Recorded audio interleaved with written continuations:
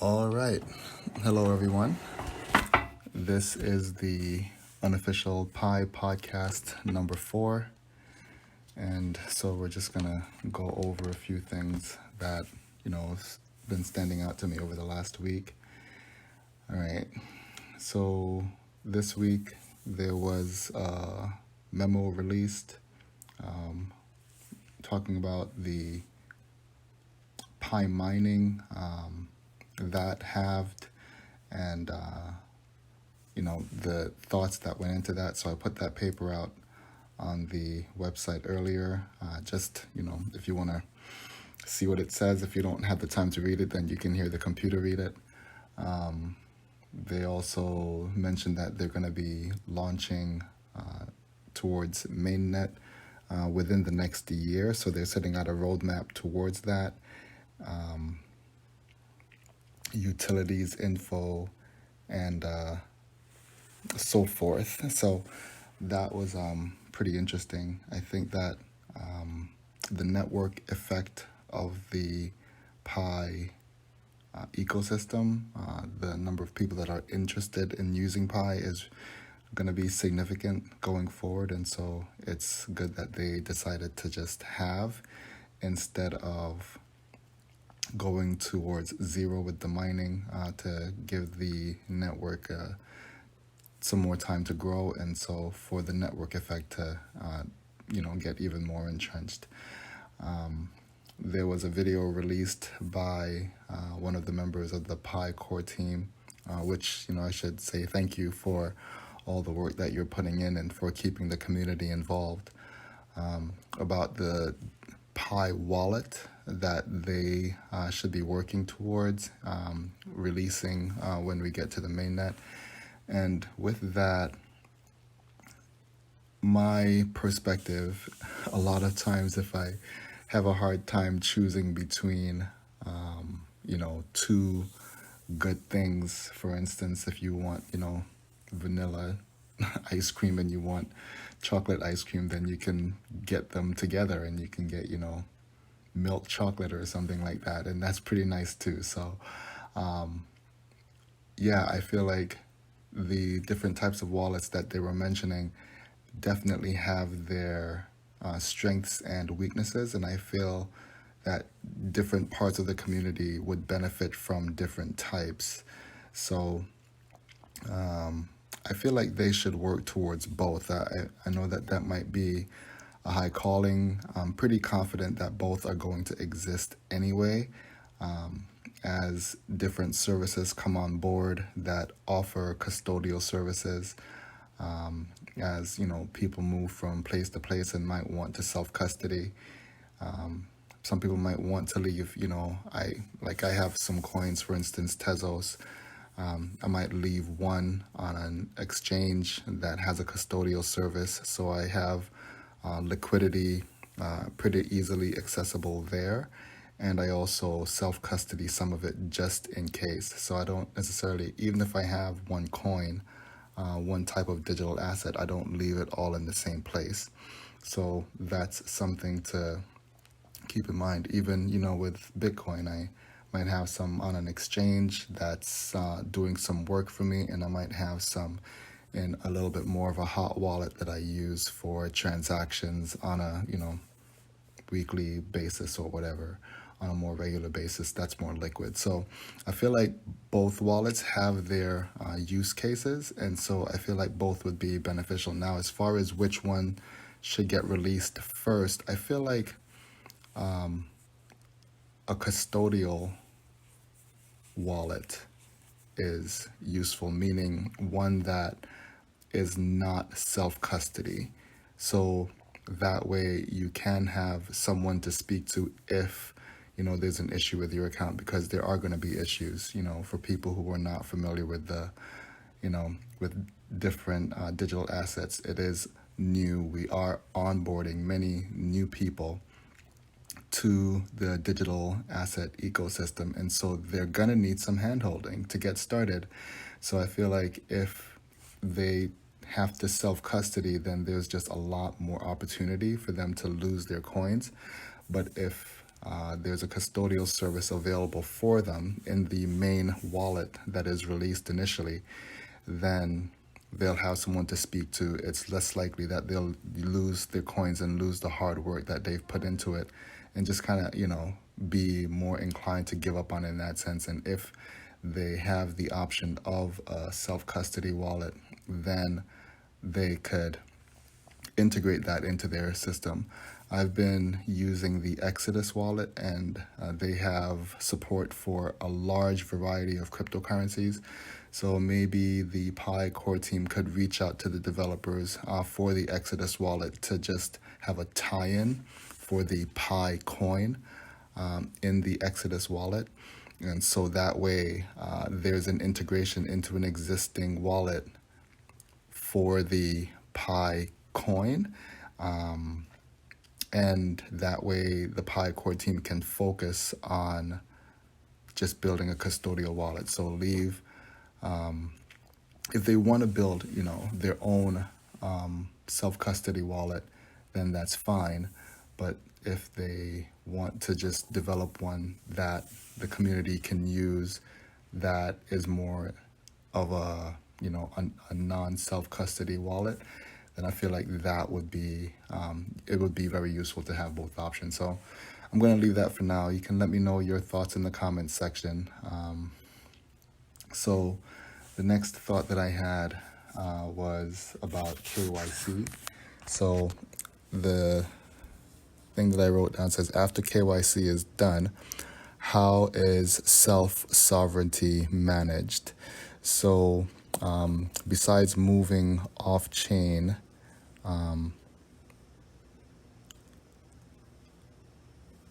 and how are we going to be storing coins? So I guess that's, pretty much what we were talking about before. So there's that. I have, rules without rulers is something that I have down next. It's a talk by Andreas.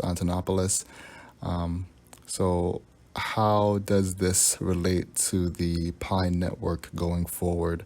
Because one of the benefits of using a digital asset is that you don't need the authority of some state or the backing of some state in order to make the ecosystem work. So how is that process being addressed by the Pi core team? What role will centralization play going forward? Another thought I have is crypto a rival to the nation state? This is something I came across in the Bankless podcast number 42. And this it seemed to come up a lot this week for me. And I don't know that it had ever crossed my mind in such a significant way before. But the degree to which digital assets, Bitcoin, and its like threaten the power structures that exist is remarkable. And that's something I feel like is definitely worthy of mention, worthy of research. They're talking about, the final boss for maybe Bitcoin or digital assets. Like, there are a number of hurdles that will need to be surmounted as this process goes forward.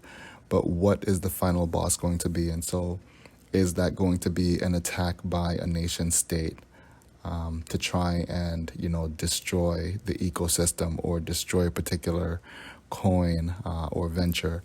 Are they just going to say, okay, well, you really can't beat them, so you got to join them?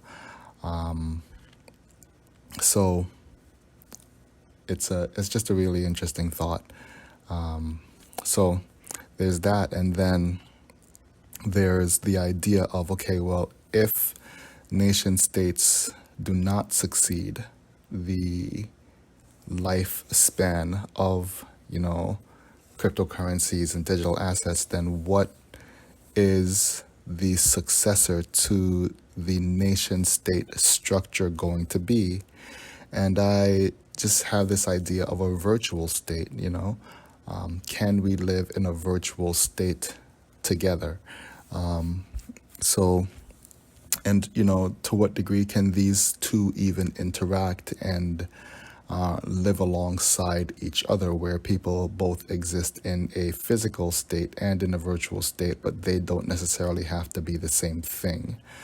So, you know, if you can work and make your living in a virtual state and then take whatever resources you acquire from the virtual state and use them in the physical state, then, you know, how would that look going forward? So, yeah, it's just it's something that's been really interesting for me to think about here. Next idea is different types of states that supersede the various states that we are familiar with. So, you know, what would those be? The next thought I have is the Pi network might be the start of the dematerialization of the nation state. So I've mentioned in podcasts before that when something gets dematerialized, there is an opportunity for it to increase in many of its desirable characteristics. So you can take the idea of Rand McNally, which is a company that used to make physical maps, you know, of different regions. When Google Maps dematerialized the map that was Rand McNally, then they were able to do so much more with that map. You know, instead of just telling you where to go, it tells you, you know, it updates, it tells you what restaurants are around, it gives them a rating, it tells you, you know, what people think about their food. It'll tell you to go there or not to go there. It'll give you directions to get there in real time. It'll give you, you know, traffic conditions. It'll tell you if they're busy or not. And so you might have a $10 million industry that expands to be a $400 million industry, or, you know, a $1 billion industry because of dematerialization. It's the same thing that Amazon has done with the storefront, the dematerialization of the storefront. And I'm wondering if the Pi network is not necessarily the beginning of a Pi nation, the dematerialization of a nation state.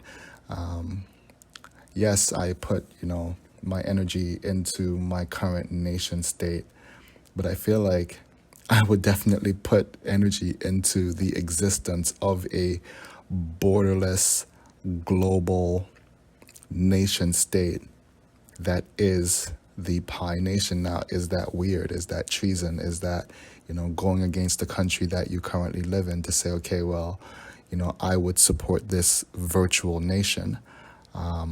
Will it come down to that? It's something that is really worth considering. So there's that idea for you to consider. Many companies get very strong when they dematerialize, and so the Pi network or the Pi nation is a term that I, you know, coined in this conversation. As far as I know, I haven't heard it before. Might be the dematerialization of the nation state, and I just think that's a really powerful idea.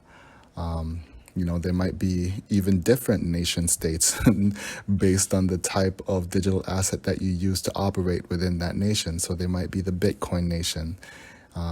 There might be digital nations, just in general, the Tezos nation, the Ethereum nation. And one of the interesting game theory characteristics of these nation states, and even one of the strengths of the United States beginning early on, is that you need to opt in. You need to opt into these nation states there. You don't just automatically earn your status within that nation state, you need to opt in. It's kind of like a video game. You play a video game because you want to. And so with these, you're going to be involved because you want to. And there's just a lot more energy available in that state of desire, instead of, just being something that's automatic. So, yeah, digital nations are opt-in nations. So there's that. There's a thought that I have written here that says these are not technologies. These are political movements. They're political statements. And it always stands with me, an idea that, again, Andreas mentioned in one of his videos. I've watched a lot of his videos. And it was the idea that, you can go out and you can protest the actions of the government of the nation that you are currently a member of. You don't like certain things that they do, and so you go out and you protest, and that's fine. But there's another way to protest, and that is to exit. And it might not be, all exit all at once, but if my monetary energy is not going as much as possible to back the ideas of that nation state, if my monetary energy exits that system, then that is speaking volumes. So that's something to consider. You can exit to one of these decentralized, digital nation states, and there's a lot of freedom in that. So the next idea here is that crypto operates in civilizational spaces, neutral spaces. So the UN has largely failed, the United Nations has largely failed in its charter to unite the nations. And I feel like that is an area where it's clear that Pi is succeeding, where Bitcoin is succeeding, where Ethereum is succeeding, where Tezos is succeeding. So these digital assets are succeeding where the old institutions of the old world are failing. And there's a lot to be said about that. So religion, education, nationalism, these were social structures for national cohesion, but they are largely falling apart at this time. Religion, I don't even know where to get started with the idea of religion, and how that's falling apart, how that's failing society. Education is so passé, so old school. Like, so I came across this idea this week that education is free. And after giving it some thought, I put something together, and I'm going to put it towards the end of this podcast that's going to focus on that topic of education. So you might want to, just hang around and listen to that. I'm going to put it at the end of this podcast. So, yeah, those were things that, religion, education, nationalism were there for social cohesion, but I feel like digital assets, cryptocurrencies do more for social cohesion. The Pi network is doing more for social cohesion than these things are currently able to do. So maybe that's an overblown statement. I don't know, but something to give some thought to. So there was this also this idea of the great filter event. And so it's the idea that you have a sea of different decentralized assets at the moment, a sea of cryptocurrencies that you can choose to invest in, but they're not all going to exist. Something is going to come along that's going to challenge the existence of many of these digital assets. And so that is considered to be a filter event. And the great filter event is going to wipe out the majority of the digital assets that currently exist. And so what will remain after that great filter event? The idea is that decentralization is going to play a key role in what types of digital assets, cryptocurrencies, are going to remain after that great filter event. And again, that's just an idea that I came across. It's the idea that decentralization is going to be key for the survival of any of the digital assets that you're going to be a member of. And so there's, just that idea. There's the idea that mental preparation is needed for the shift that is, about to happen. You want to get your mind ready. So the next thought I have is that I love YouTube. I use it for a lot of things. Obviously, I'm using it for this podcast right now. But also, YouTube sucks because they're just, they're cronies of the state to some degree. They want to, present a certain view. They're held to certain things. And so the thought was, can the Pi network help with providing a platform for creators to deliver content to the Pi network? I don't know. I know that you are not able to advertise on the Pi network, and so I suppose it has its limitations in that regard, but I feel like, there's just something interesting. There's an interesting opportunity there for video hosting and sharing platform that's open and free. Maybe it's going to be, and maybe it's not. I mean, it's a pretty risque idea, to be able to have people express their thoughts uninhibited. There's, I'm sure, a lot of light, but there's also a lot of darkness in humanity.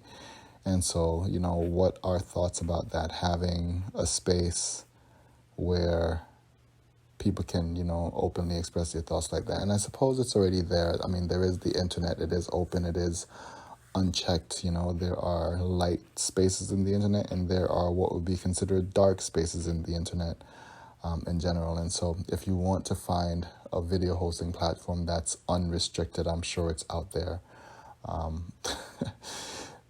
Yeah, I'm sure there are, lots of things that are not governed on the internet. So maybe that's the dark web or something. I don't know. But I guess if they're going to have the light web, they have the dark web, right? So it was just a thought. But this is from just a video that I saw this week about one, really reputable individual, I suppose, getting his video censored because it was taking off and it was presenting a view that was not the consensus view or the view that would like to be presented by the government about the whole thing that's going on with, why we're in lockdown and, how to help that situation. So it was on Peak Prosperity. You can, check that out if you want. But yeah, there's that. So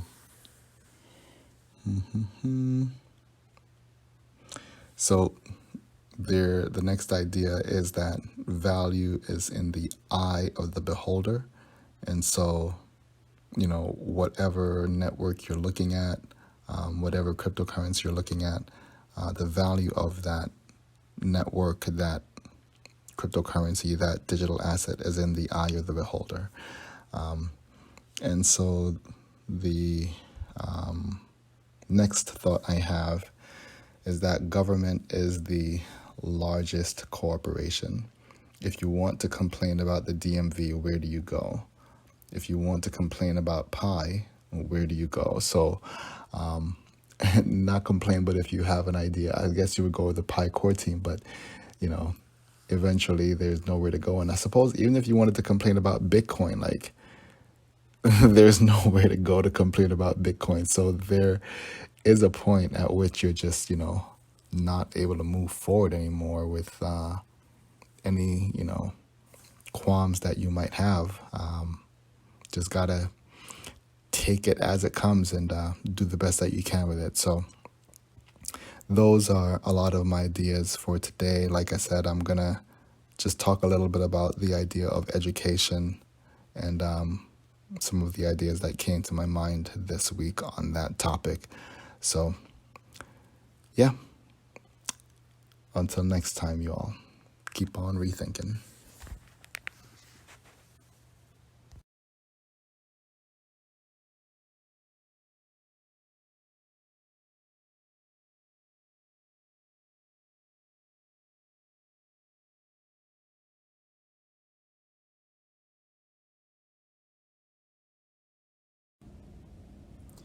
So, I was saying that I heard something today that blew my mind, and it said that education is free, but on thinking about it, I don't think that education is free. So this category can be broken down into a few different subject areas in my mind. There's education, there's information, there's data, and there's knowledge. What I think this person was trying to say is that data is free, meaning that at this point in our existence, we have access to all the data on the planet that we could possibly consume for multiple lifetimes. In times past, you had to pay for that kind of access. You had to buy textbooks, you had to buy books, you had to go to libraries, and you had to go to schools that had specific types of libraries in order to get access to their data. So right now, the data is free and it's unlimited. So data is free, but that's different than education because education is the awareness, it seems, of that data and also how to synthesize it, how to become one with it, how to turn that data, how to absorb that data as information. Because if you look at that word, for me, I've never really gone down this path before, but information means that forms are being constructed inside. It's not construction, it's instruction. Construction is what happens outside of you. Instruction is what is a building up of what is going on inside of you, so inside the mind. Okay? So information is the ability to use data to design usable structures mentally, usable mental structures, mental models. And these mental models are what we use to interact with the external world and our internal world. It's useful on both ends. So data becomes a foundation for information, and that information is constructed through education.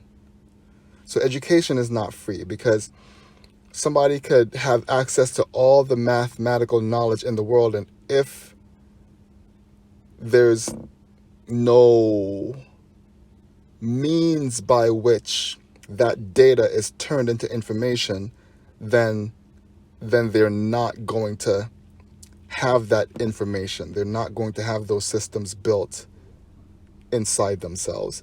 And the process by which those internal systems are built is education. So education can be costly. That's why people hire tutors. That's why people have teachers.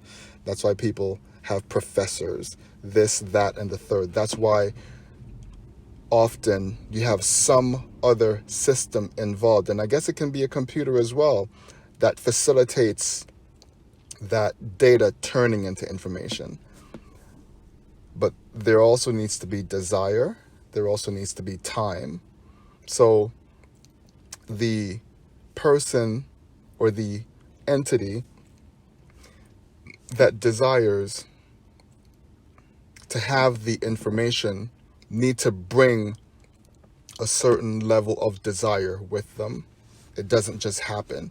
If they're distracted, if they don't want it, if they're interested in doing something else with their time, then that information doesn't have to take place. That's what happened in my college career. I go to class, really wasn't interested in the thing for my own sake, studied the material, took the midterm, immediately forgot it because it wasn't important to me. But if it's important to you, then you'll keep it and you'll use it. And so there's data, there's information, and there's education. And that's the relationship between those three. Knowledge is what remains after. Knowledge is the sum total of the information that has been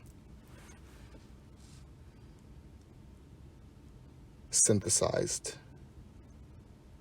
digested, absorbed. The sum total of that information is knowledge. And then you have knowledge, wisdom, and understanding. So knowledge is the sum total of that information that's been absorbed through education.